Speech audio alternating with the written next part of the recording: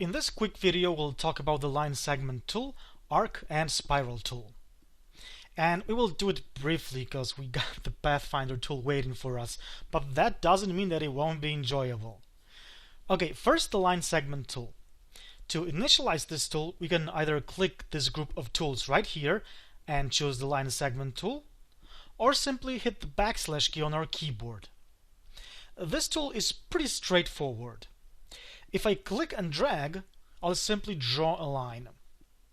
And if I shift click and drag, I'll create a line at a 0-degree angle, 45-degree angle, or 90-degree angle, and so on.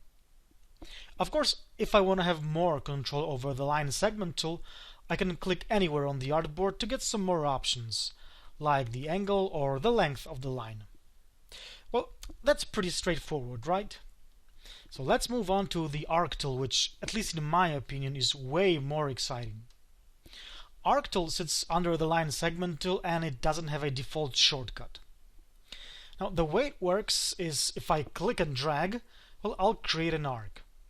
And I can create all sorts of arcs, smaller, bigger, well, any arc I want. Now, what's really cool about this tool is that while holding the mouse button, I'll hit the F key on the keyboard.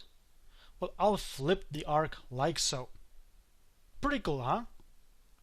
Of course, I can simply click on the artboard to get more advanced features of the arc tool, but we're not going to dive into them right now. I'll leave it for you to explore. I'll clean up my artboard now because I want to move on to the spiral tool. I'll select everything by hitting the combination of Ctrl A and simply hitting the backspace key. Okay, the spiral tool that sits right here under the arc tool can be approached pretty much like the star tool. What I mean is that when I click and drag, I'll get a spiral. But if I press up or down arrow, I'll add or subtract segments like so. I can also hold down the Control key and move my mouse around to change the diameter of the spiral and its overall appearance.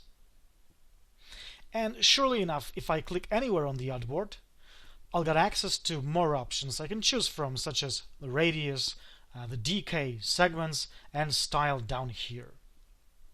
So the most important to remember about the spiral tool is that by pressing up or down arrow, we can add or subtract segments, and by holding down the Control key, we can change the spiral's diameter. Okay, so these are all the primary creation tools that you're most likely to use when designing a logo or anything else, basically. In the next video, we'll take a closer look at the Pathfinder tool that we already mentioned when recreating the Schlitz logo.